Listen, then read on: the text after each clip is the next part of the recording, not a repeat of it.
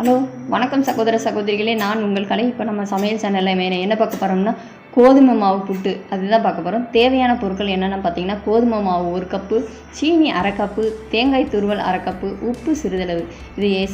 இதுக்கான செய்முறை பார்க்கலாம். கோதுமை மாவை சலிச்சு கொள்ளணும். அடுப்பில் கடாயை வைத்து சூடானதும் மாவை அடுப்பில் மிதமான சூட்டில் வைத்து நன்கு வாசனை வரும் வரை வறுத்து கொள்ளவும். மாவு ஆறியதும் உப்பு சேர்த்து அதனுடன் லேசான வெந்நீரை சிறிது சிறிதாக ஊற்றி கட்டி இல்லாமல் கிளறவும். புட்டு குழாயில் மாவு, தேங்காய் துருவல் என்று மாறி மாறி குழாய் கொள்ளும் அளவுக்கு வைத்து அடுப்பில் வைக்கவும். 10 நிமிடம் கழித்து அடுப்பை அணைக்கவும். அவித்த பாசிப்பருப்பு,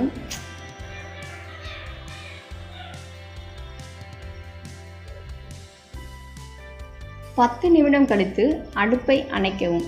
சிறிது சீனி கலந்து பரிமாறவும். அவித்த பாசிப்பருப்பு, வாழைப்பழம், அப்பளத்துடனும் பரிமாறலாம். நன்றி, வணக்கம். நீங்கள் செஞ்சு பாருங்கள், எப்படி இருக்குன்னு உங்களுடைய இந்த டிஷ் எப்படி இருக்குன்னு நம்மளுடைய கமெண்டில் தெரிவிங்க. நன்றி, வணக்கம், பாய் பாய். உங்களிடமிருந்து விடைபெறுவது உங்கள் கலை. பாய்.